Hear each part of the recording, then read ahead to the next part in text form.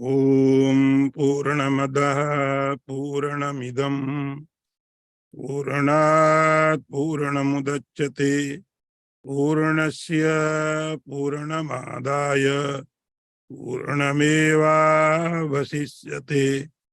ओम शांति शांति शांति। शंकरं शंकराचार्यं केशवं वादरायणं सूत्र भाष्यकृतौ वंदे भगवन्तौ पुनः पुनः। ईश्वरो गुरुरात्मेति मूर्तिभेद विभागिने व्योमवद्व्याप्तदेहाय दक्षिणामूर्तये नमः।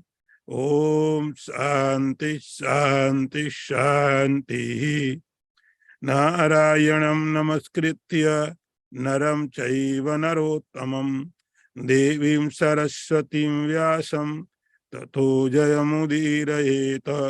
ओम शांति शांति शांति।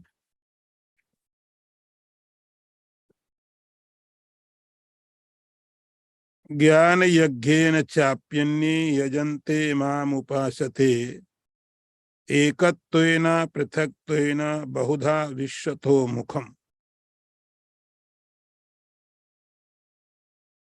अर्थ देखिए, भगवान कहते हैं कुछ ज्ञान योगी मुझे ज्ञान यज्ञ के द्वारा अभिन्न भाव से पूजा करते हैं, उपासना करते हैं, और दूसरे बहुत से मुझे पृथक मान करके पूजा करते हैं और कुछ बहुत रूपों से मेरी पूजा करते हैं।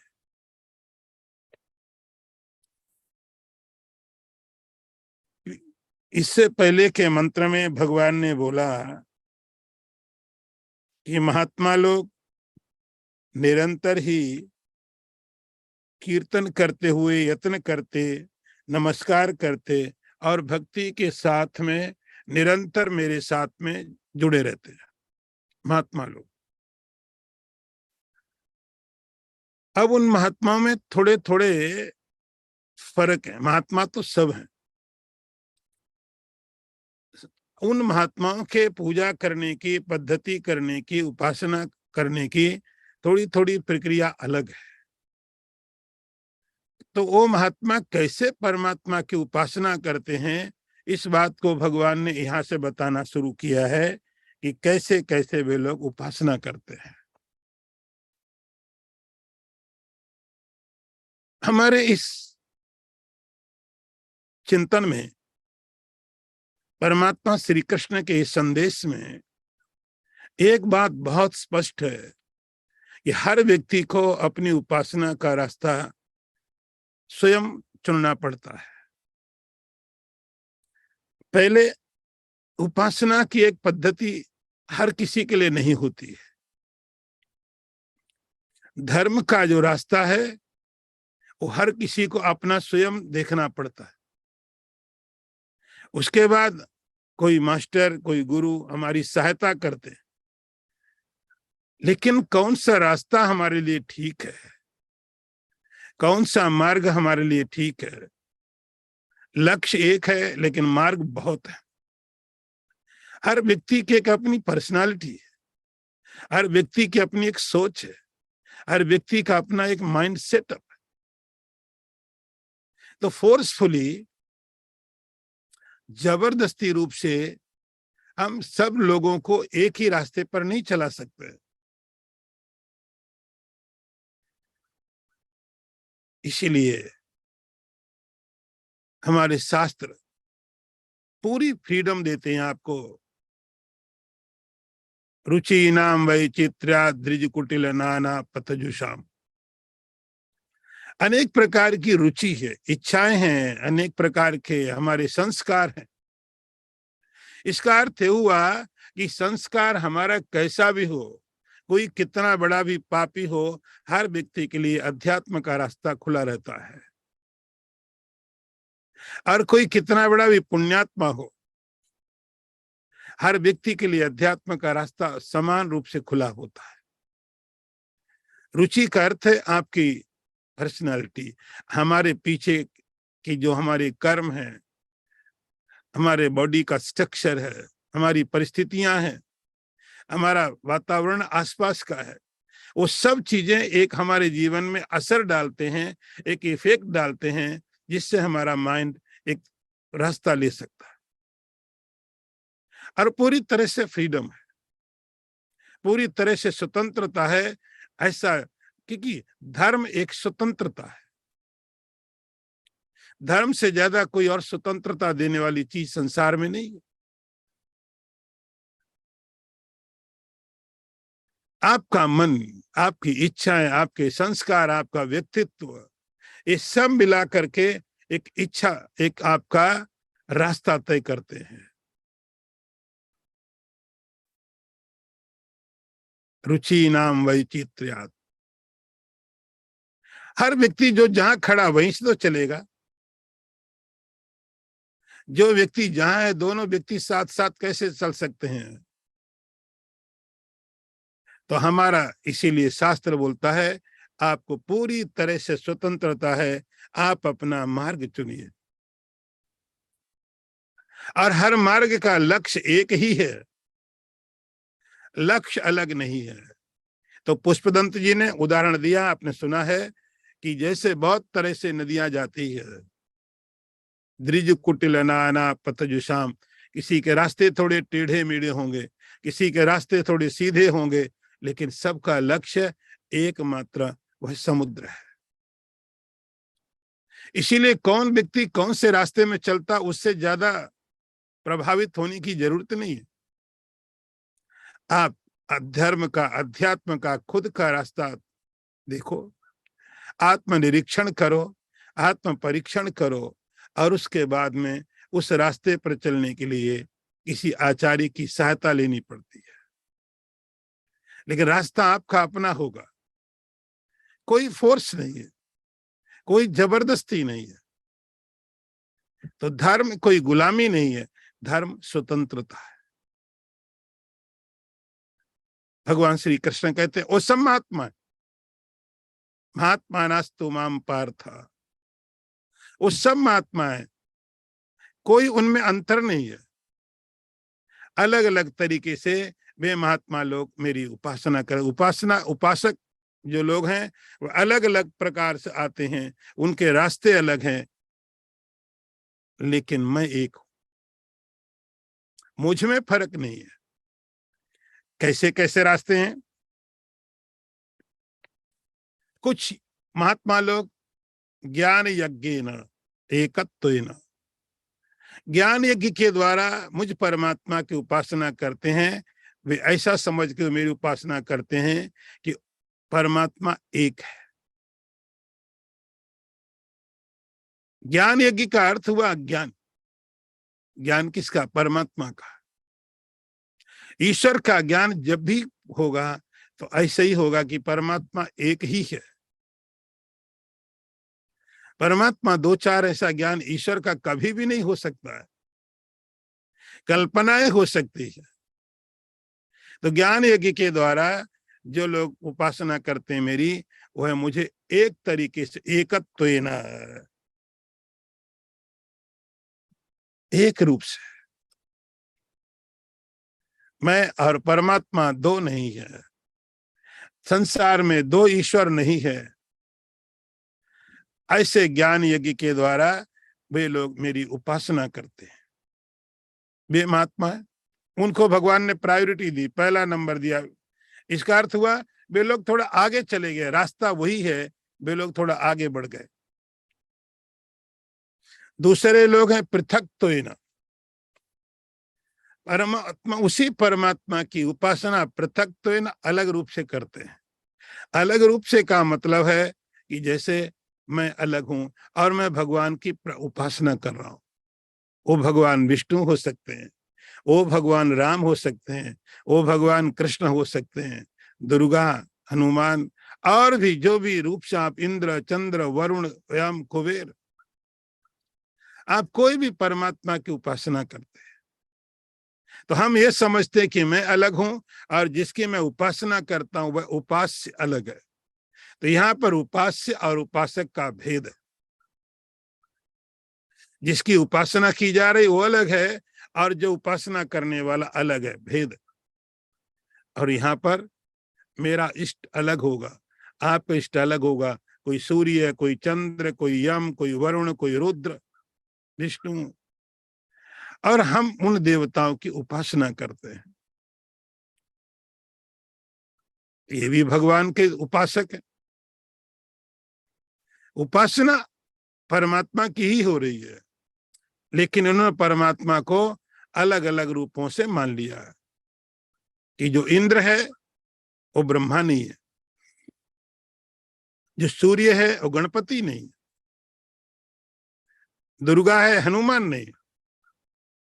अलग अलग से भगवान को, और मुझसे अलग है, मैं उपासना करने वाला हूं और वो उपास्य है। तो यहाँ पर दोनों में फर्क है। इसको बोलते पृथक तो ना, अलग रूप से, एकत्व पृथक रूप। नंबर 3, बहुधा विश्वतो मुखम। और कुछ ऐसे साधक भी हैं, ये जरा ज्यादा नंबर इनका है।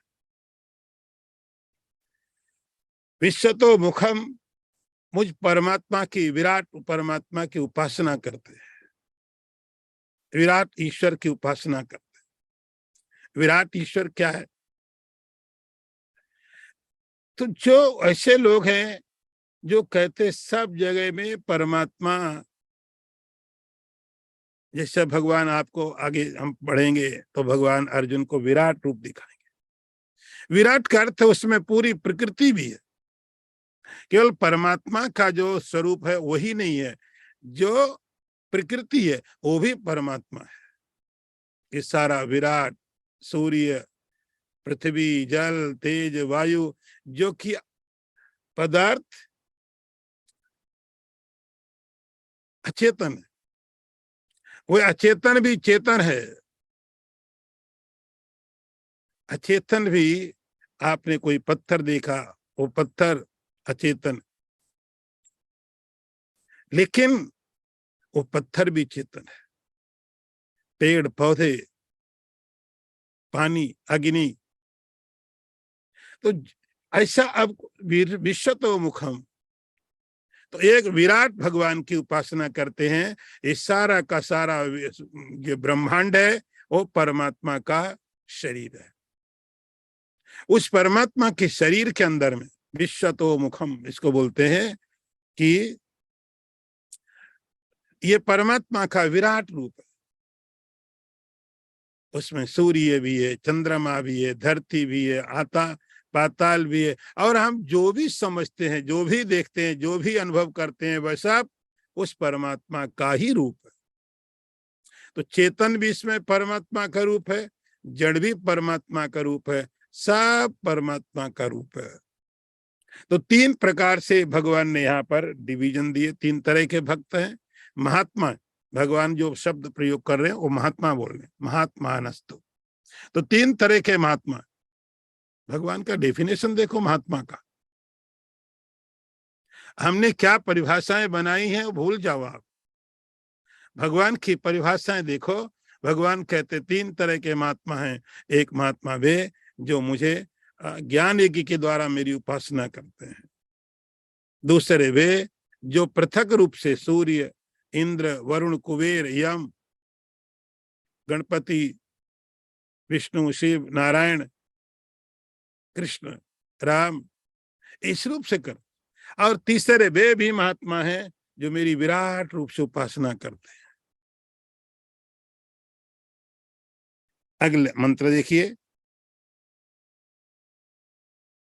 अहम क्रतुरहम यज्ञः स्वधा अहम अहम औषधम मंत्रो अहम अहमेवाज्यम अहम अग्नि रहम हुतम। अर्थ देखो, भगवान कहते मैं क्रतु हूं, मैं यज्ञ हूं, मैं स्वधा हूं, मैं औषधि हूं, मैं मंत्र हूं, मैं घृत हूं, मैं अग्नि हूं, मैं हवन रूप क्रिया हूं, और मैं ही हूं। तो जो पीछे के मंत्र में भगवान ने बताया कि मैं, बहुत से लोग नंबर 3 में जो हैं वह विश्व रूप से मेरी उपासना करते हैं, विश्व तो मुखम, विराट रूप से। उस रूप की भगवान यहाँ व्याख्या कर रहे हैं। वो जो भगवान ने बताया था कि विश्वतो मुखम बहुधा विश्वतो मुखम, ये सारा विश्व, ये सारा मेरा विराट स्वरूप है, बहुत से लोग इसकी उपासना करते हैं। तो भगवान अब उसकी व्याख्या कर रहे हैं यहां से, मेरा विराट रूप कैसा है। ये तो आपने विराट रूप जो भगवान ने 11वें स्कंध में दिखाया है वो तो आप देख लोगे, लेकिन यहाँ भगवान उसको स्पष्ट कर रहे हैं कि मैं कैसे, मेरा विराट रूप है, कह रहा कैसा मेरा विश्वतो मुख रूप है, उसकी भगवान यहाँ व्याख्या कर रहे हैं। अहम क्रतु, मैं ही क्रतु हूं। एक क्रतु क्या होता है, और दूसरा भगवान ने लिखा मैं यज्ञ हूं। यज्ञ, यज्ञ और क्रतु का अर्थ थोड़ा फर्क है। क्रतु का अर्थ होता है वैदिक यज्ञ, जो वेद में यज्ञों की विधियां हैं बहुत तरह की, उनको यहाँ भगवान ने क्रतु करके बोला। यज्ञ से भगवान ने यहाँ पर जो पुराण के यज्ञ हैं, पौराणिक यज्ञ, उनको बोला है। तो भगवान कहते हैं मैं जो वेदों में बताए गए यज्ञ वो भी मैं हूँ, पुराणों में बताए गए यज्ञ वह भी मैं हूँ। और स्वधा, स्वधा का अर्थ हुआ कि जब हम पितृ लोगों को तर्पण करते हैं, जब हम उनको कुछ देते हैं, उस समय में स्वधा का प्रयोग किया जाता है। मैं स्वधा हूं। तो 3 प्रकार से आप चीजों को यहाँ पर समझिए। कुछ ऐसे यज्ञ हैं, कुछ ऐसे यज्ञ हैं जो वेदों में वर्णन किए गए,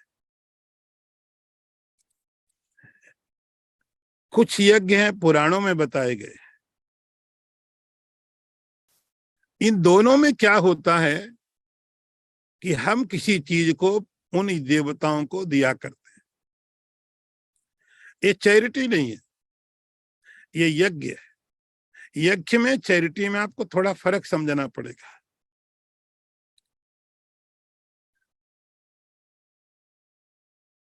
ये यज्ञ है, तो जब हम कोई अपना पदार्थ देवताओं को दिया करते हैं जो विजिबल नहीं है, तो वैदिक विधि से किया जाएगा, उसका नाम यज्ञ होगा, क्रतु होगा। और पुराण की विधि से किया जाएगा तो यज्ञ होगा। और जब हमारे जो एंसेस्टर, हमारे जो पूर्वज, उनके लिए भी हमारा कुछ कर्तव्य बनता है, हम उनके लिए भी कुछ करते हैं। अब उनको करने की जो प्रक्रिया है उसमें हम लोग स्वधा का प्रयोग करते हैं। देवताओं को जब चीज देते हैं तो स्वाहा बोलते हैं, देवताओं को जब कुछ दिया जाता है तब स्वाहा बोलता है, और जब पितृ लोगों को कुछ किया जाता है तब स्वधा बोलते हैं। ये 3 ही रास्ते हैं, ये 3 प्रकार हैं कि आप अपने पदार्थों को देवताओं को देते हैं। वैदिक विधि से स्वाहा बोल करके, पौराणिक विधि से स्वाहा बोल करके, और जो हमारे पितृ लोग हैं उनके लिए स्वधा बोल करके। तो इन 3 प्रकार से हमारे जो पदार्थ हैं, हमारे पास जो चीजें हैं, आप उनको देवताओं को देते हैं। आप ट्रांसफर कैसे करोगे?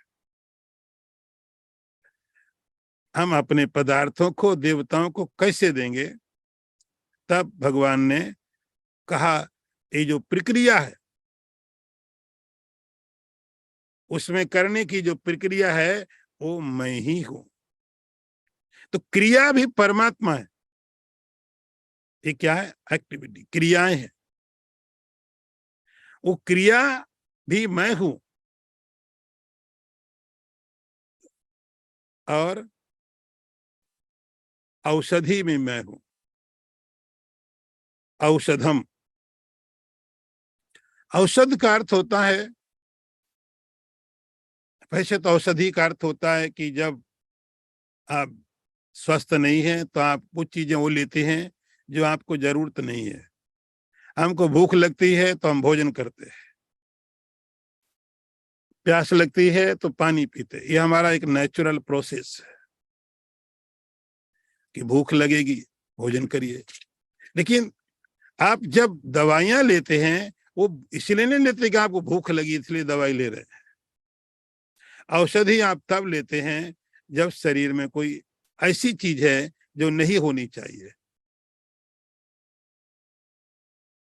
फिर आप कुछ औषधि लेते हैं। यहां पर भगवान औषधि का मतलब क्या कहते हैं? यहां औषधि का अर्थ होता है कि जो चीजें देवताओं को दी जाती है, औषधम, उसमें चावल होगा, तिल होगा, जौ होगा और घी वगैरह होगा। अलग अलग प्रकार की सामग्री हैं, उन सामग्रियों को भगवान कहते हैं औषध। तो पूरी एक प्रक्रिया भगवान यहाँ बता रहे हैं कि जब कोई उपासना करता है मेरी यज्ञिक विधि से, तो चाहे पुराण के यज्ञ हो, चाहे वैदिक यज्ञ हो या पितरियों का यज्ञ हो, उसमें जो सामग्री दी जाती है वही भी मैं हूं। तो देखो, जो प्रक्रिया की जाएगी, आप ऐसे उठिए, ऐसे मंत्र पढ़िए, ऐसे हवन सामग्री उठाओ, ऐसे डालो, ये पूरा का पूरा जो प्रक्रिया का प्रोसीजर, भगवान कहते हैं वह भी मैं ही हूं। तो क्रिया भी परमात्मा है और जो चीजें डाली जा रही हैं उसमें औषधम, वो भी मैं ही हूं। ये भगवान विराट रूप का वर्णन कर रहे हैं, अहम औषधम।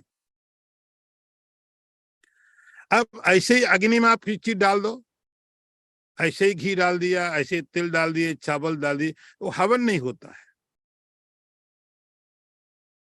उसके लिए क्या करना पड़ता है? मंत्र, मंत्र पढ़ने पड़ते हैं। मंत्र उस चीज को हवन बनाते हैं। तो जितना महत्वपूर्ण उसमें सामग्री डालना है, उतना ही महत्वपूर्ण मंत्रों का पाठ भी है। भगवान कहते हो मंत्र भी मैं ही हूं, मंत्र भी मैं ही हूं। और उसमें घी डालना पड़ता है, घी। अहम एव आज्य, घी है वो भी मैं ही हूं, और अग्नि भी मैं ही हूं। इसमें सब चीजें डाली जाती है। अहम होतम, और जो स्वाहा करके डाला गया, ये भी मैं ही हूं। तो भगवान इस मंत्र में ये बता रहे हैं कि कोई विराट विराट परमात्मा की उपासना करने वाले जो लोग हैं, वो जब कोई हवन करने पर, क्योंकि ये कर्म कांड बहुत ही महत्वपूर्ण माने जाते थे, तो जब भगवान गीता का उपदेश कर रहे हैं, उस समय में इस कर्म कांड की बहुत प्रमुखता थी। तो पहला एग्जाम्पल भगवान ने अपने विराट रूप को बताने के लिए, अपने विश्वरूप को व्याख्यान करने के लिए एक धार्मिक प्रक्रिया ली, जो सबसे धार्मिक है। हर कोई समझता था, हर कोई जानता था, इसलिए भगवान ने बोला जो यज्ञ की पूरी प्रक्रिया है वो सब मेरा विराट रूप का ही एक वर्णन किया गया है। आगे वाला मंत्र देखिए, पिता अहमस्य जगतो माता धाता पितामह, विद्यम पवित्रम ओंकार ऋक्साम यजुरेव च। और अपने विराट रूप को भगवान और वर्णन करते हैं। हे अर्जुन, इस संपूर्ण जगत को धारण करने वाला, कर्मों का फल देने वाला, पिता, माता, पितामह, जानने योग्य पवित्र ओंकार, ऋग्वेद, सामवेद, यजुर्वेद भी मैं ही हूं। तो एक धार्मिक जो बहुत पवित्र प्रक्रिया थी, भगवान ने उसके द्वारा अपने विराट रूप को बताया। ये मैं हूं, ये मैं हूं, ये भी मैं ही हूं। इसके बाद भगवान अब थोड़ी चीजें उन लोगों के लिए बताने लग गए जो वैदिक या पौराणिक यज्ञ नहीं कर रहे हैं, जिनको यज्ञ के बारे में बहुत चीजें पता नहीं है। आजकल शायद हमको भी नहीं पता ज्यादा, आने वाले दिनों में लोगों को और कम मालूम पड़ेंगी। तो भगवान अब सब लोगों को अपना विराट रूप अगले अलग तरीके से बताने की कोशिश कर रहे हैं। हे अर्जुन, पिता अहम अस्सि जगतः, इस सारे संसार का मैं पिता हूं। सारे संसार का कारण मैं हूं। ये सारा का सारा संसार यदि आप ढूंढते ढूंढते जाओगे, ढूंढते अल्टीमेट जो कॉज मिलेगा वो मैं हूं। पितामहस, और मैं केवल पिता ही नहीं हूं, और मैं पिता का भी पिता हूं। ये भगवान का स्वरूप आपको समझना पड़ेगा। इसीलिए लॉजिकली आप परमात्मा को नहीं समझ सकते कि जो पिता भी हो वो दादा भी हो। एक ही व्यक्ति एक ही पॉइंट से पिता भी हो जाए, दादा भी हो जाए, क्योंकि जगत एक है। हम संसार में देखते हैं कि कोई पिता भी है, दादा भी है, क्योंकि पिता अपने बेटे के कारण है और दादा अपने पोते के कारण होता है। तो दो, एक व्यक्ति पिता भी हो सकता है, दादा भी हो सकता है, लेकिन उसके होने के पॉइंट अलग अलग होते हैं। वह पिता है अपने बेटे के कारण, वह दादा है अपने पोते के कारण। लेकिन संसार तो दो नहीं है, संसार तो एक है, जगता है इस संसार का। तो इस संसार का मैं, तो संसार के स्टैंड पॉइंट से भगवान कहते हैं मैं पिता भी हूं, मैं पितामह भी हूं, मैं दोनों हूं। दोनों होने का अर्थ है कि आप जो भी अल्टीमेट कॉज ढूंढो, अंतिम जो कारण मिलेगा,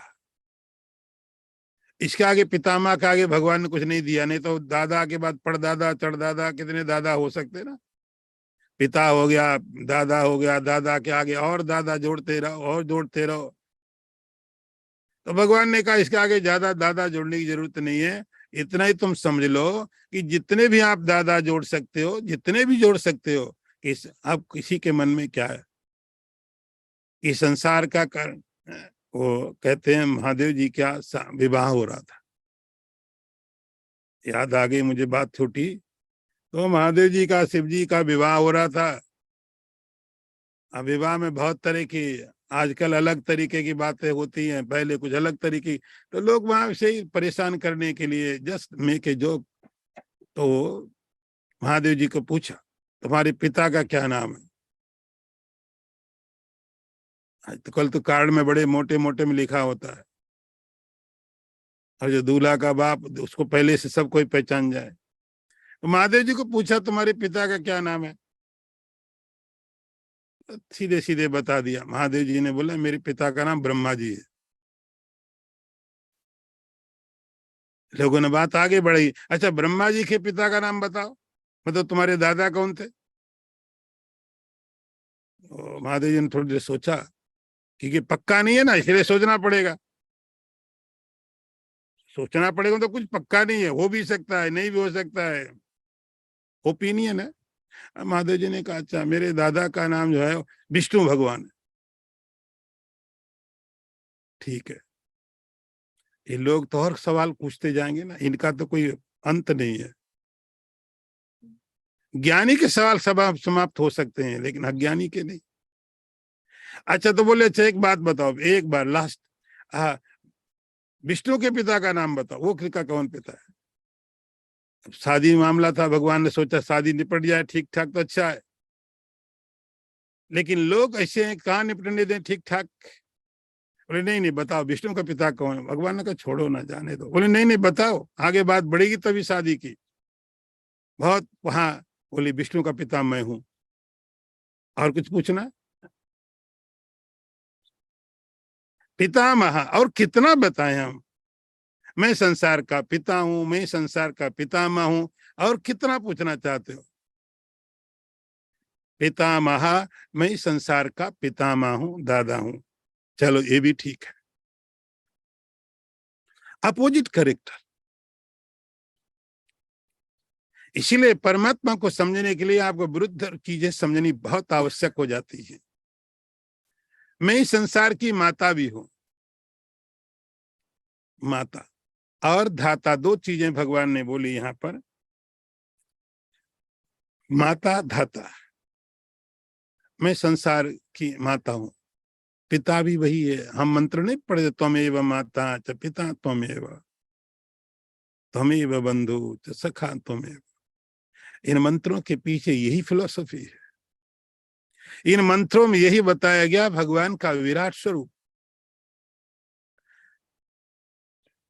भगवान कहते हैं मैं संसार का माता भी हूं, मैं संसार का पिता भी हूं, मुझे सारे काम करने पड़ रहे हैं। देखो भगवान की बेचारी की मजबूरी, कोई नहीं साथ देने वाला है, कोई साथ देने वाला नहीं है उसका, अकेला। माता भी मैं ही हूँ, पिता भी मैं ही हूँ, पितामह भी मैं ही हूँ, गाड़ी भी मैं ही चलाऊं, घर की सफाई मैं ही करूं, रोटी भी मैं ही बनाऊं, सारे काम मैं ही करूं। कुछ कुछ अमेरिकन स्टाइल, सारे काम मुझे ही करने पड़ेंगे। ये भगवान की मजबूरी देखो। माता भी मैं हूं, यदि पूछो संसार की माँ कौन, भगवान आके खड़े हो गए, मैं हूं ना।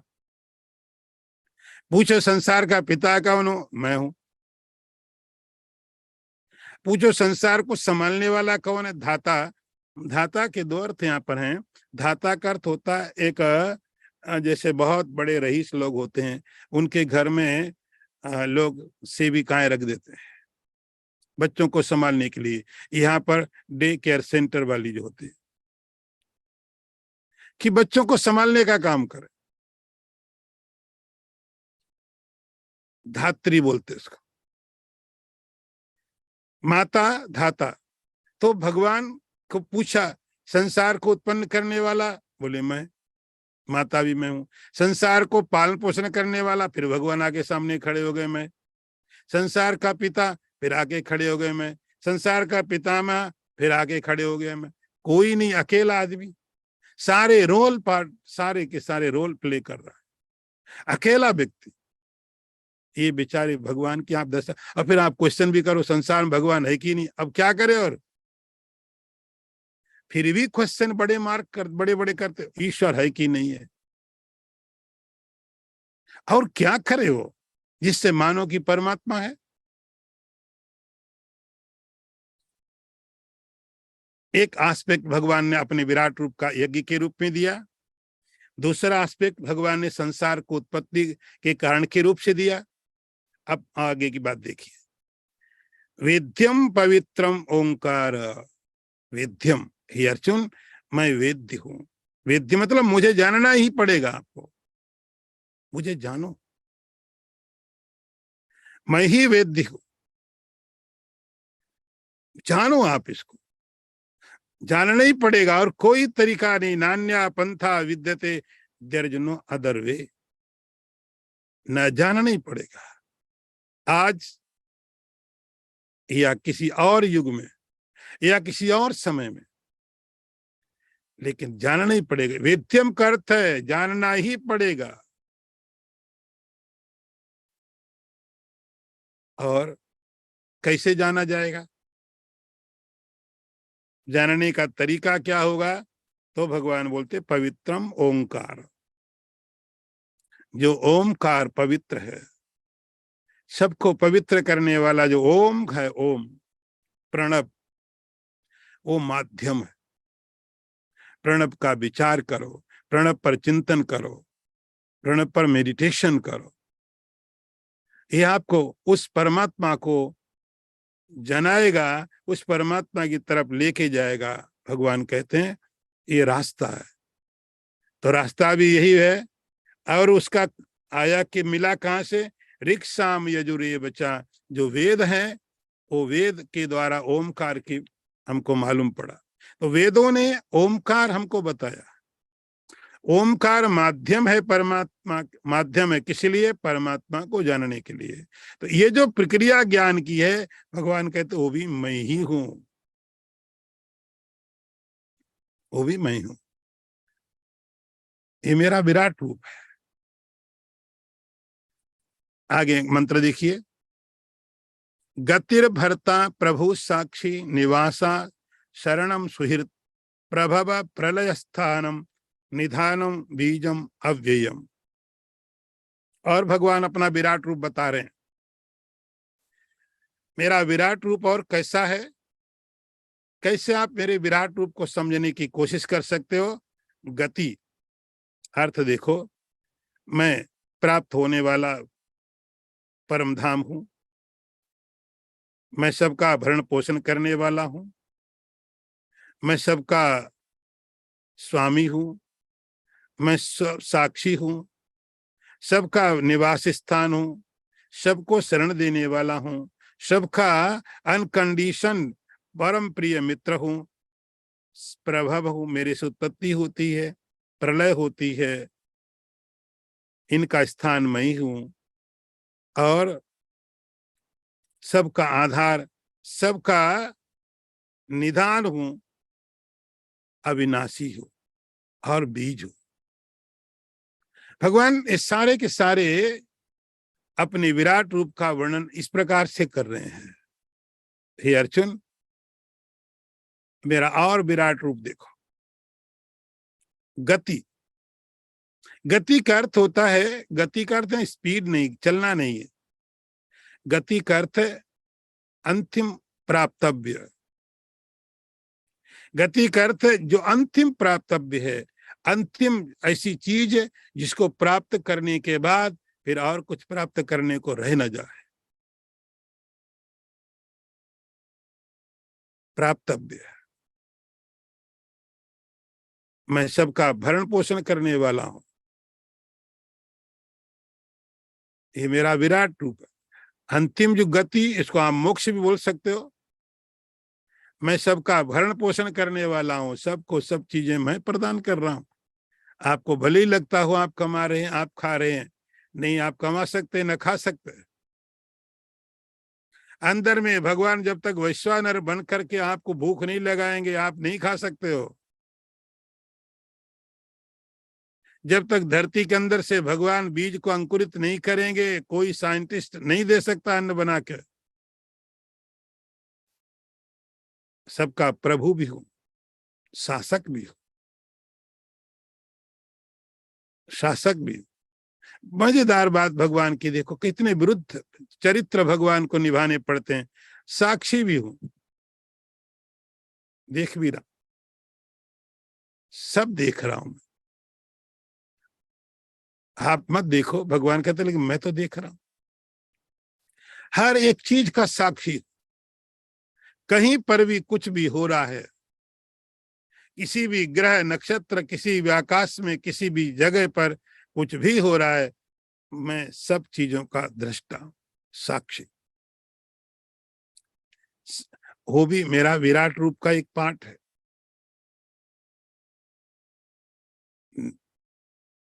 निवास, मैं सबका वास स्थान हूं। वासस्थान।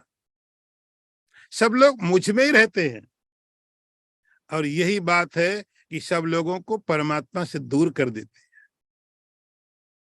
जैसे मछली पानी में रहती है, भूल जाती है कि पानी में हो।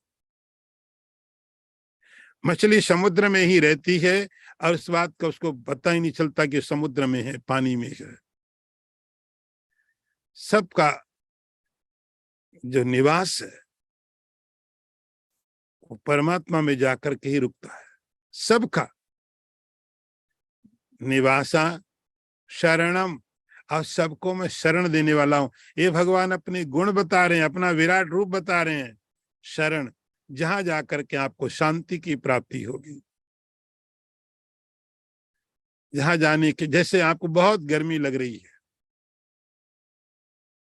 बहुत टेम्परेचर 50 है, धूप बहुत तेज है, और वहां पर आपको कोई पेड़ मिल जाए,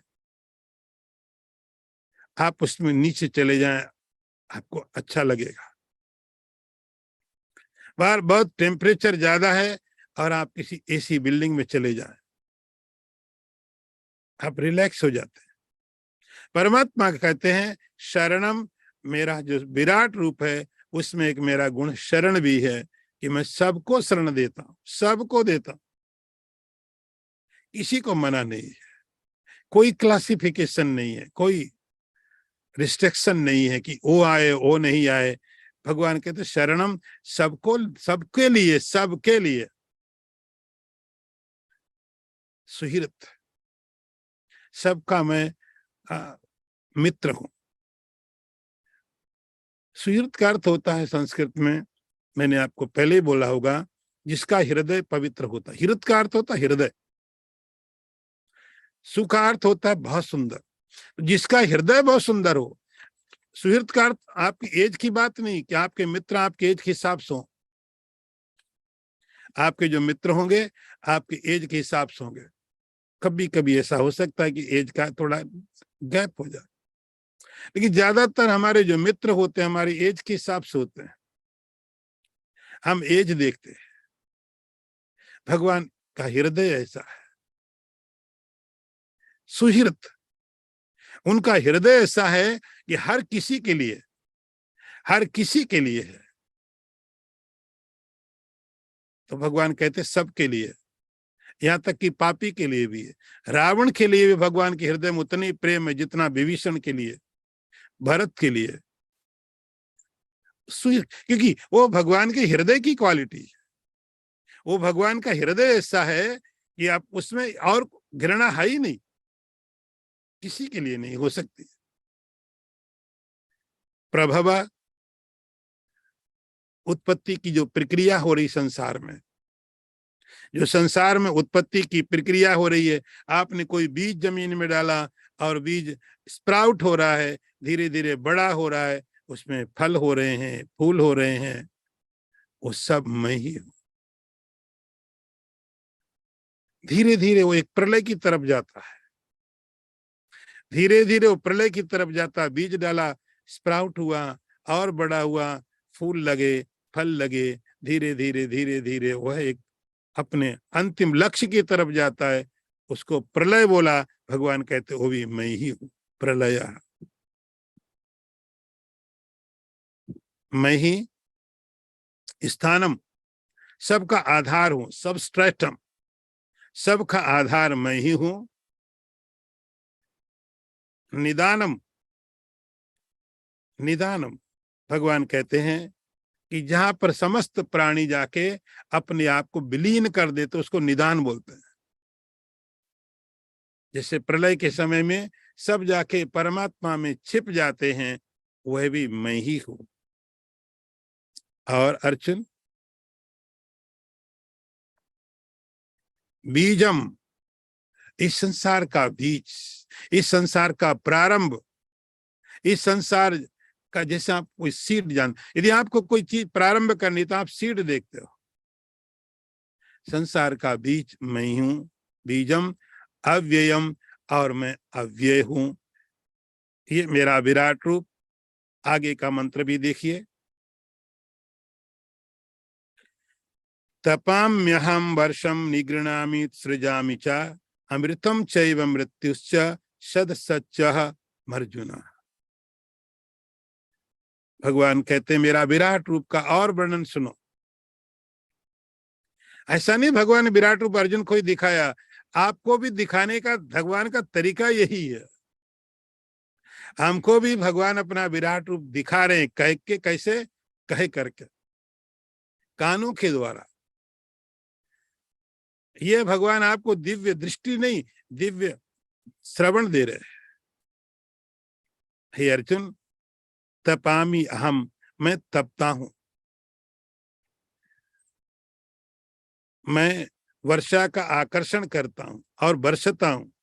हे अर्जुन, मैं ही अमृत हूं, मैं ही मृत्यु हूं, और मैं सत और असत दोनों हूं।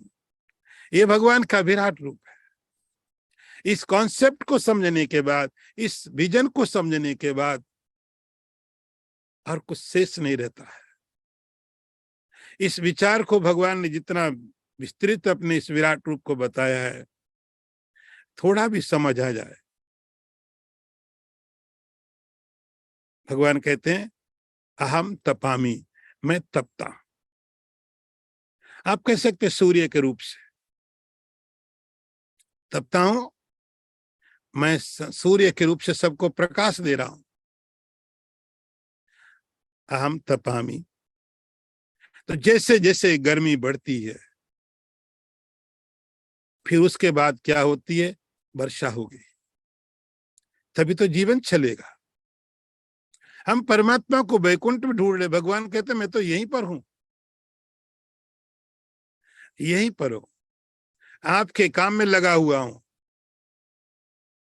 आपके लिए काम कर रहा हूं। सूर्य बन करके गर्मी होती है, उसके बाद वही गर्मी के कारण वर्षामी, वर्षा होती है। वर्षा होती तो आपको अन्न मिलता है। वर्षा का आकर्षण करता हूं, निगृणामी उत्सृजामी च। तो सूर्य बन करके जैसे जब तपन होती तो सूर्य भगवान की किरणें वो पानी को लेकर के आकाश, भगवान की प्रक्रिया तो देखो। हम ढूंढे परमात्मा है का, कोई बोले है, कोई बोले नहीं है, लेकिन हम किस परमात्मा की बात करते हैं? शायद जो अदृश्य है, वहां पर डाउट है। भगवान कहते हैं मैं तो इतना हूं, मैं किस काम में लगा हुआ हूं, देखो। तपामी अहम, मैं तपता हूं, सूरज बन करके गर्मी देता हूं। सूरज की किरणें धरती में जो पानी पड़ा हुआ है समुद्र वगैरह में, उसको लेकर के ऊपर जाते हैं। उस पानी को भगवान ठीक करते हैं, कौन? सूर्य के रूप से। और उसके बाद में उत्सृजामी, उसको छोड़ देता हूं। समुद्र के पानी को लिया, उसको ठीक ठाक किया, ट्रांसपोर्टेशन भी है, फिल्ट्रेशन भी है, और सब जगह डिस्ट्रीब्यूशन भी है। कौन कर रहा है? उत्सृजामी। और मेरे विराट रूप के भगवान कहते और जरा देखो तुम रूप, अमृतम च मृत्युश्च। समझना भगवान के, मैं अमृत भी हूं, मृत्यु भी हूं।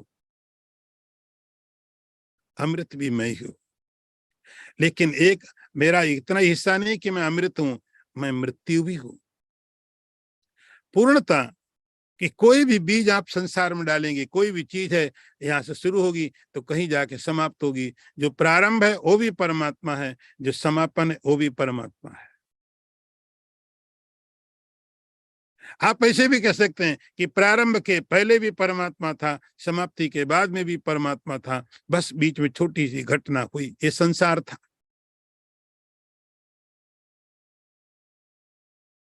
अमृतम च मृत्युश्च, जो अमृत है वो भी मैं हूं। अमृत के बारे में आपने जो सुन रखा है, भगवान उस अमृत की बात नहीं करते हैं। हमारे जीवन में जो अमृत है वो है, और हमारे जीवन में जो मृत्यु है वो है। सब मैं ही हूं, ये मेरा विराट रूप है।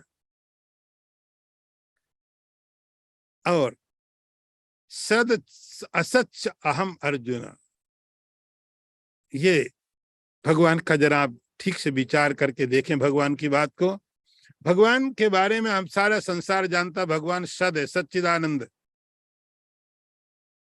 ऐसा भगवान का जो विचार है, ऐसा भगवान का जो कॉन्सेप्ट है, संसार में सब दुनिया समझती है भगवान क्या सद है, ईश्वर सद है।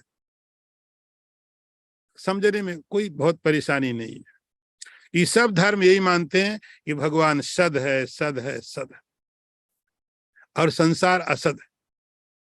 दो चीजें हैं, ये एक चीज नहीं है। सद अलग है, असद अलग है, बिल्कुल दोनों अपोजिट। ये दोनों चीजें एक दूसरे की पूरी तरह अपोजिट। एक का नाम सद है और दूसरे का नाम असद। ये सद असद कैसे हो सकती है और असद सद कैसे हो सकती है? ये संभव नहीं।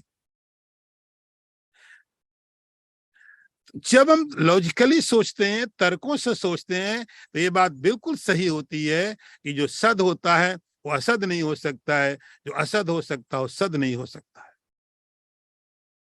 बिल्कुल ठीक है। लेकिन परमात्मा हमारे लॉजिक का विषय नहीं है, परमात्मा हमारे तर्क का विषय नहीं है, उससे परे है। नैसा तर्केण मतिरापनेय, इसीलिए कहा जाएगा कि तर्क के द्वारा ये समझ में नहीं आएगा। तो जो हम समझते हैं वह ये होता है कि परमात्मा सद है सारे संसार में, एक यही विचार चलता, परमात्मा सद है। लेकिन यहां भगवान कहते हैं असच, ये भगवान का विराट रूप है। ये भगवान का विराट रूप है कि जिसमें सद भी है और असद भी है। असद भी परमात्मा से अलग नहीं है, असद की कोई अलग सत्ता नहीं है, कोई एग्जिस्टेंस नहीं है, कुछ होना नहीं है। असद भी परमात्मा का सद स असच। भगवान कहते हैं मैं सद भी हूं और मैं असद भी हूं, दोनों। ये कंप्लीट, ये मेरा विराट रूप है, ये मेरा विराट रूप है। इस विराट रूप की कुछ लोग पूजा करते हैं। तो आपको तीन तरह की बातें बताई गई थी कि कुछ लोग ऐसे हैं जो भगवान की पूजा एकत्र रूप से करते हैं, कुछ लोग ऐसे हैं भगवान की पूजा अलग देवता के रूप से करते हैं, और कुछ लोग ऐसे हैं जो परमात्मा की उपासना विराट रूप से करते हैं। और उस विराट रूप को भगवान ने इन मंत्रों में बताया हुआ है। ओम पूर्णमदः पूर्णमिदं पूर्णात् पूर्णमुदच्यते पूर्णस्य पूर्णमादाय पूर्णमेवावशिष्यते। ओम शांति शांति शांति। शंकरं शंकराचार्यं केशवं वादरायणं सूत्रभाष्यकृतौ वन्दे भगवन्तौ पुनः पुनः। ईश्वरो गुरुरात्मेति मूर्तिभेद विभागिने व्योमवद्व्याप्तदेहाय दक्षिणामूर्तये नमः। ओम शांति शांति शांति। नारायणं नमस्कृत्य नरं चैव नरोत्तमं देवीं सरस्वतीं व्यासं ततो जयमुदीरयेत। ओम शांति शांति शांति।